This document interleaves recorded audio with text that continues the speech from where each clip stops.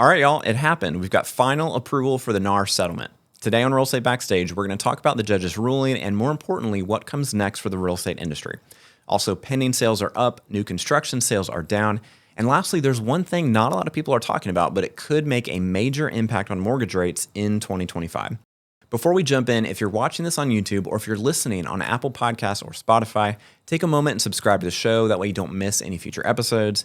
And if you want links to any of the articles that we're going to cover today, you can find the show notes at realestatebackstage.com/episode 7. So we did receive final approval this week for the NAR settlement. The hearing was on Tuesday, November 26th. And 2 days before that, on Sunday the 24th, the DOJ finally filed a statement of interest. Now, this reminds me of a situation from a couple weeks ago. It was a Friday morning, getting my kids ready for school, and I tell them, hey, it's time to put your shoes on, get your backpacks, let's get in the car, we gotta go. And of course, one of my kids says, oh my gosh, I've got homework that's due today, I forgot to do it, I need to do it right now. And I said, hey, we gotta go, we're gonna be late for school, you can do it in the car. He had all week to do his homework, and suddenly on Friday morning, he remembers, oh shoot, was that due today? That's essentially the vibe that I got from the Department of Justice. I'm going to go ahead and pull up the actual statement of interest that they filed, and I'm going to share that with you guys. If you're watching on YouTube, I'm going to put this up on the screen. I've highlighted the portions that I feel are relevant, and I'm just going to read from this actual PDF. And I've got a link to this in the show notes, so if you guys want to read through this document for yourself, you can find it there. Quote, because the United States did not participate in either this litigation or the proposed settlement, the proposed settlement does not limit the United States' ability to enforce the antitrust laws, including to seek greater relief for the conduct at issue here. Given that, the United States takes no position on whether the proposed settlement satisfies Rule 23E apart from one concern. The proposed settlement includes a provision requiring buyers and their brokers enter written agreements before the buyer tours any home. This provision itself raises independent concerns under the antitrust laws, which could be addressed in multiple ways. The parties could, 1, eliminate the provision, or 2, disclaim that the settlement creates any immunity or defense under the antitrust laws. Alternatively, the court could clarify that approval of the settlement affords no immunity or defense for the buyer agreement provision. So this is not the main concern that I expected the DOJ to raise in a statement of interest. What I would have expected is for them to really focus on the fact that while offers of compensation being made from sellers to buyers agents was removed from the MLS, the settlement agreement does explicitly say that those offers of compensation can still be made, and they can still be made in a public way. There's all kinds of different ways that you can advertise an offer of compensation to a buyer's agent. I thought that would have been the number one thing that the DOJ kind of focuses on is, hey, the settlement doesn't go far enough. We really want to decouple fully and have buyers pay their own agents. It's not what they focused on here. What they focus on is the requirement under the settlement agreement that any realtors who are working with a buyer enter into a written agreement with that buyer before they begin touring any homes. That's the part of the settlement that they really take issue with. Moving on to the next page here. While the court may ultimately find that the proposed settlement achieves important concessions in the interests of the private actors in this litigation, again, the settlement agreement was a civil matter between private parties, between a class of home sellers and the National Association of Realtors, along with other co-defendants. I've heard a lot of people say that the law has changed. I've even heard agents make reference to the new laws. There are no new laws. There are new rules promulgated by NAR that we as realtors have to follow, but there has been no law change. And the DOJ is making it clear here in their statement of interest that, yeah, this is an agreement between these private parties, but that doesn't satisfy the concerns that we have as the DOJ about the alleged misconduct of NAR, and they want to leave intact their ability to continue to investigate or bring action against NAR for antitrust issues. All right, so while the court may ultimately find that the proposed settlement achieves important concessions in the interests of the private actors in this litigation and satisfies Rule 23E, such determination does not mean that the proposed settlement effectively prevents or restrains ongoing antitrust violation or remedies past violations or itself contemplates practices that fully comply with the antitrust laws. Because the United States did not participate in either the underlying litigation or the proposed settlement, That settlement does not preclude any future enforcement actions by the United States in compliance with the proposed settlement or new NAR rules implementing that settlement, affords no defense to any such enforcement actions. So basically, NAR, realtors, brokerages, they cannot use, well, I was just following the new rules, I was abiding by the terms of the settlement. They can't use that as an excuse or a defense in any future antitrust claims that the DOJ might bring against them. So you can't use that as a crutch. All right, nonetheless, NAR or other potential defendants that incorporate NAR's policies into their business practices may attempt to use any findings in the court's decision as a shield against future enforcement action by the United States. For this reason, the United States respectfully requests that if the court approves the settlement, it should clarify that such approval does not address whether the proposed settlement prevents and restrains current antitrust violations, remedies past violations, or contains revised policies and practices that comply with the antitrust laws. In addition, the new provision that requires buyers and brokers to make written agreements before home tours may harm buyers and limit how brokers compete for clients. It bears a close resemblance to prior restrictions among competitors that courts have found to violate the antitrust laws in other proceedings and could limit rather than enhance competition for buyers among buyer brokers. In its recent filing, plaintiffs argued that the settlement does not require a representation agreement for a specific time period. Regardless, buyer brokers under the approved rule may not show a house, even a no obligation showing, without first obtaining a written agreement. Thus, the concerns remain that the broker agreement rule may limit how brokers compete, and there's no record available in the current posture addressing this concern. It is therefore important that any settlement not purport to preclude future antitrust scrutiny. So what the DOJ is saying here is they really don't like this rule that buyers have to enter into a written agreement with realtors before they go out and tour any homes. They feel like this is going to limit competition among brokers and put buyers in an unfortunate situation where they might get locked into an agreement with a buyer agent before having the chance to, quote unquote, test drive other agents and see who is the best fit for them. All right, so like I said, the DOJ filed their statement of interest on Sunday evening, just 2 days before the final hearing. Now, I don't actually think they forgot. I think this is more of a situation where they just wanted to have the final say, the last word.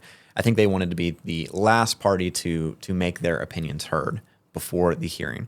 However, NAR actually did put a response together the very next day on Monday, the day before the hearing. They did come out with this response. So I'm going to put this up on the screen as well. This is the response from NAR the day after the DOJ filed their statement of interest. I'm just going to read the highlighted portions that I thought were most relevant. The NAR settlement has been public since March 15th, and it received significant press coverage immediately. The relevant government authorities, including the U.S. Department of Justice, received Class Action Fairness Act notice on March 25th. The court set the final hearing for November 26th on April 24th. The class was provided notice on August 17th, with a court-ordered deadline to object set at October 28th. Yet the Antitrust Division filed a statement of interest almost a month after that objection deadline at 6:57 p.m. on the Sunday, 2 days before the final approval hearing. The Antitrust Division fails to even attempt to explain its lack of diligence or compliance with the court's orders. That the Antitrust Division first made its filing on the eve of the final approval hearing, when it had months to do so, shows that it has nothing meaningful to say about the NAR settlement. So NAR definitely didn't mince their words here. They wanted it to be known how frustrated they were that the DOJ had months and months and months to come up with a statement of interest, and they waited until the very last minute to do so. All right, let's continue reading. The Antitrust Division inexplicably provides only a truncated quotation of paragraph 58.6 that obscures its beginning and end. Yet the first clause of paragraph 58.6 expressly makes it contingent on all laws and regulations. Thus, there's no need for the parties to eliminate the provision, as the Antitrust Division requests. As written, it already is expressly subject to state and federal law and regulations. Moreover, the plain language of paragraph 58.6, including subparts A, B, and C, simply protects consumers from incurring compensation obligations that are not clearly expressed in writing and in advance. The full text of paragraph 58.6 reads, unless inconsistent with state or federal law or regulation, before or during the operation of this paragraph of the settlement agreement, requires that all Realtor MLS participants working with a buyer enter into a written agreement before the buyer tours any home with the following. And we've got A, B, and C. So these are the things that have to be included in that written agreement. A, to the extent that such a realtor or participant will receive compensation from any source, the agreement must specify and conspicuously disclose the amount or rate of compensation it will receive, or how this amount will be determined. Next, the amount of compensation reflected must be objectively ascertainable and may not be open-ended. For example, buyer-broker compensation shall be whatever amount the seller is offering to the buyer. And lastly, such a realtor or participant may not receive compensation for brokerage services from any source that exceeds the amount or rate agreed to in the agreement with the buyer. Nothing in paragraph 58.6 or the NAR settlement raises independent concerns under the antitrust laws, as the antitrust division claims.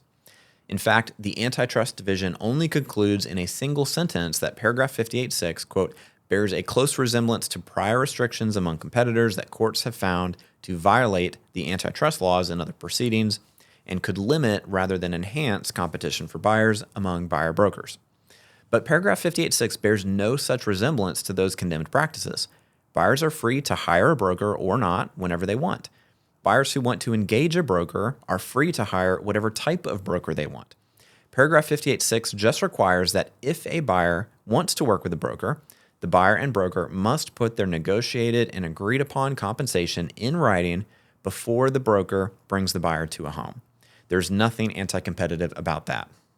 All right, now this is what NAR's president, Kevin Sears, had to say in an email to the members the day after the hearing. Quote, one point I would like to call attention to is the Department of Justice's role in our settlement approval process.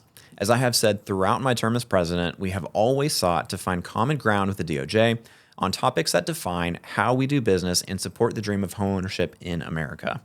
Both our leadership team and members have had numerous meetings and extensive dialogue with the DOJ over the past year. How does the DOJ respond to our good faith engagement? By filing a last-minute objection less than 48 hours before our settlement approval hearing, raising a misguided concern about written buyer agreements, and attempting to disrupt our settlement at the 11th hour.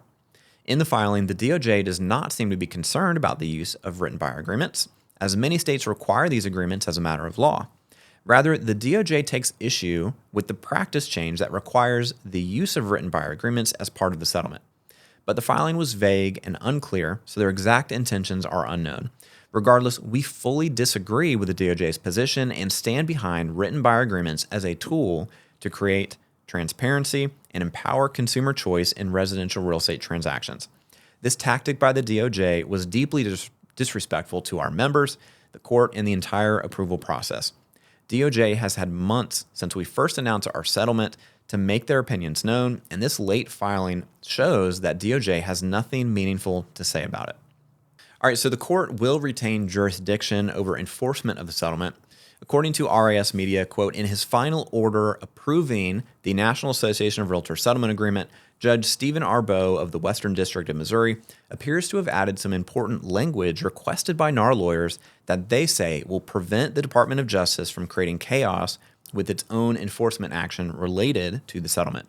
At the hearing yesterday, Chris Bauer, a lawyer for the DOJ Antitrust Division, made it clear that the department was prepared to investigate or bring legal action against NAR even for conduct that was allowed under the settlement. NAR attorney Ethan Glass characterized this scenario as untenable, noting that NAR could potentially be put in the position of having to violate a court order to comply with the DOJ.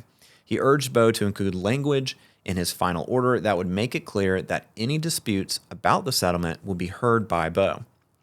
With the order filed this afternoon, Bowe appears to have agreed, writing in the very last paragraph of the 85-page order that he, quote, retains continuing and exclusive jurisdiction over all matters relating to the administration and consummation of the settlements and to interpret, implement, administer, and enforce the settlement.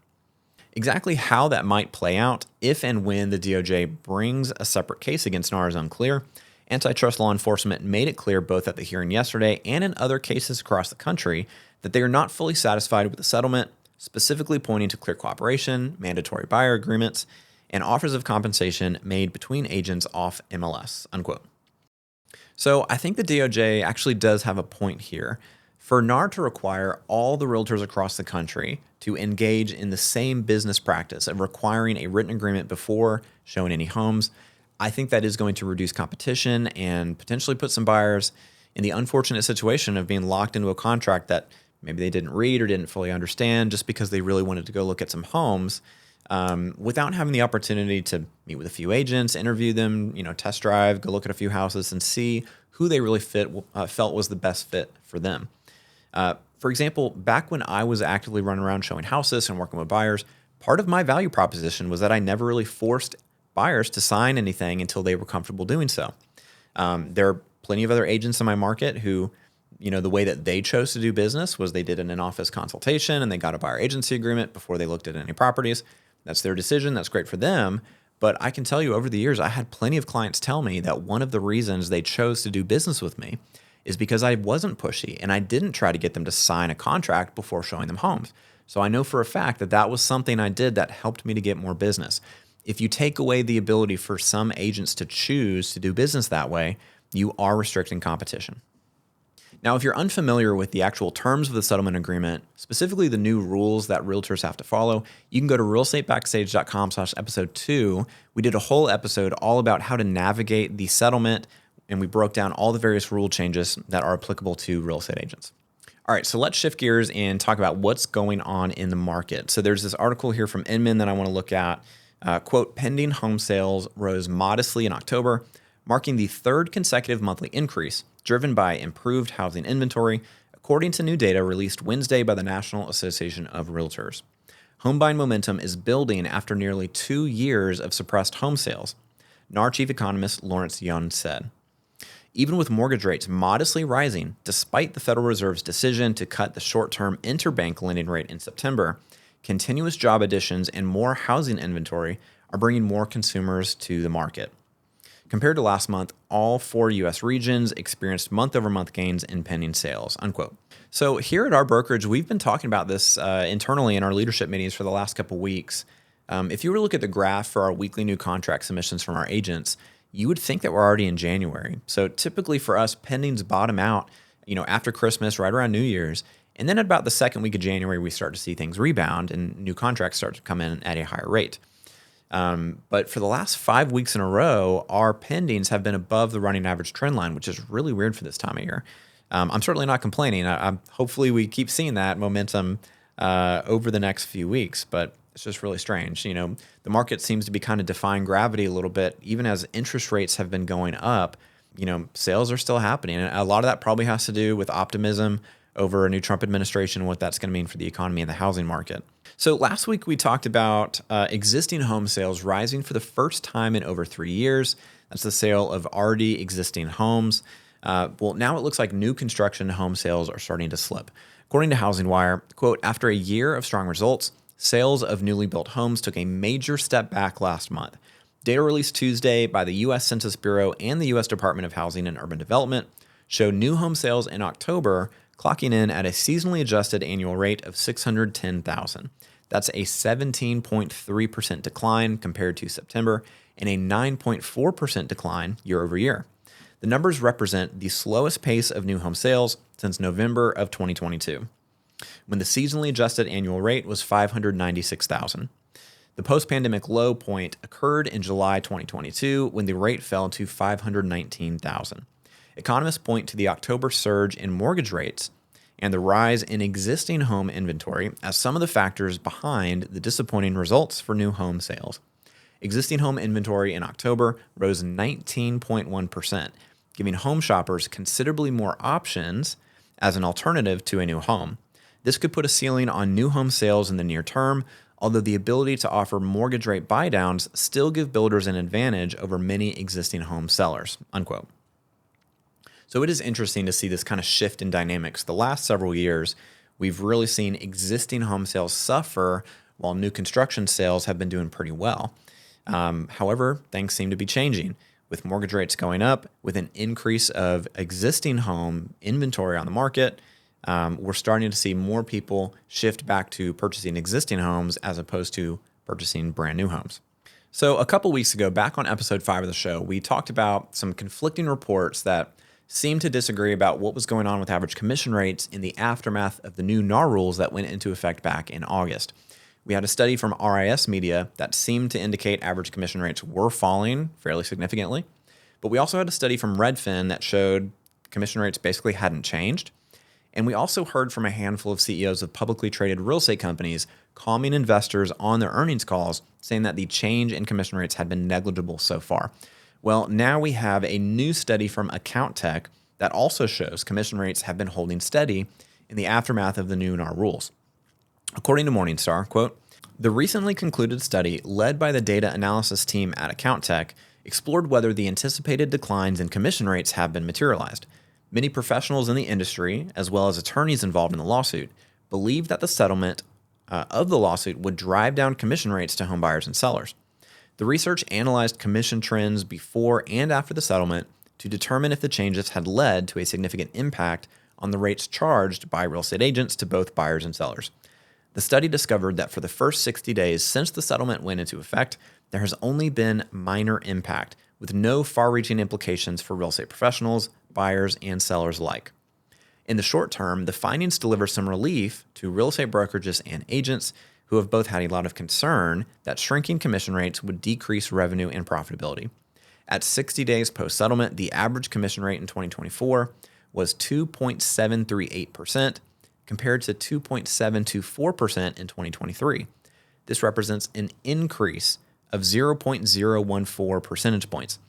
These minor changes suggest that, so far, the settlement has not led to any meaningful change in commission rates for sellers," unquote. We are seeing this internally as well. So one of the things that we track every week is our average commission rate on closings.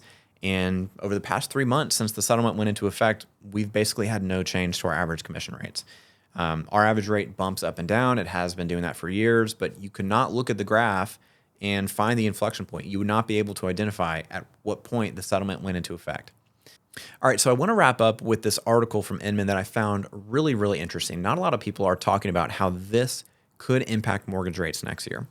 All right, so from Inman, quote, "Rating agency Morningstar is keeping a close eye on whether politicians in the nation's increasingly polarized capital will be able to tackle fiscal challenges like the rising national debt, looming debt ceiling, and inflation. We were expecting that there would be some checks and balances that would prevent some of the policies that could be perceived as creating even more fiscal pressure, but now that's not the case," Nicola James, managing director for Global Sovereign Ratings at Morningstar DBRS, told Reuters Thursday. Although the Federal Reserve has cut short-term interest rates twice this year, on September 18th and November 7th, mortgage rates and yields on government debt have been on the rise as bond market investors worry that inflation may not be licked. Many economists believe tariffs, tax cuts, and deportations proposed by President-elect Donald Trump will fuel inflation and add to the U.S. debt. Downgrades of U.S. credit ratings by rating agencies DBRS, Fitch Ratings, Moody's Investor Services, or Standard & Poor's could fuel those concerns, leading investors to demand higher yields on government debt and mortgage-backed securities. DBRS last year confirmed its AAA U.S. debt rating as stable, but the rating agency said it was monitoring how political polarization could adversely affect U.S. credit fundamentals over time. Moody's last November changed its outlook on its AAA U.S. debt rating, the highest rating it assigns, to assets with minimal credit risk, from stable to negative, citing concerns about rising U.S. debt and interest rates on that debt. In the context of higher interest rates, without effective fiscal policy measures to reduce government spending or increase revenues, Moody's expects that the U.S. fiscal deficits will remain very large, significantly weakening debt affordability, unquote. So for those watching on YouTube, I'm going to put up this graph from the Federal Reserve. This shows interest payments on the national debt over time. Now, take a look at how our debt service payments have just absolutely skyrocketed over the last several years. Essentially, the federal government decided to spend insane amounts of money to try and curtail the economic impact of the COVID pandemic. But even with the pandemic being long over, they just have not been able to get their spending levels back down. According to Inman, quote, "Federal debt has risen by 50% since the beginning of the pandemic, from $23.2 trillion in Q1 of 2020 to $34.8 trillion as of June 30th, 2024, according to the Department of the Treasury," unquote. So this is a big problem that our country is going to have to deal with at some point. You can only kick the can down the road for so long. Interest payments have been making up a bigger and bigger percentage of our budget. We've reached the point where we spend more on debt service than we do on defense. There's been a lot of talk lately about this Department of Government Efficiency and these various cuts that might be put into place to help save some money. A lot of people complain about foreign aid, the amount of money we send to other countries, but in reality, the foreign aid makes up less than 1% of the federal budget. The big drivers of debt in this country are the entitlement programs, Medicare, Medicaid, Social Security.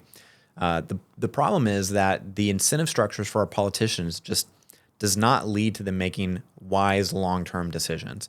Telling people that we're going to have to cut benefits, that we're going to have to make some big changes, people would probably just prefer to kick that can down the road and let these programs run into significant issues 10 years from now, 20 years from now, than start dealing with them right now. All right, y'all, that's a wrap for today. Just a reminder, you can find the show notes with links to all the articles we talked about at realestatebackstage.com/episode 7. And I'll see you here next week with another behind the scenes look at the real estate industry here on Real Estate Backstage.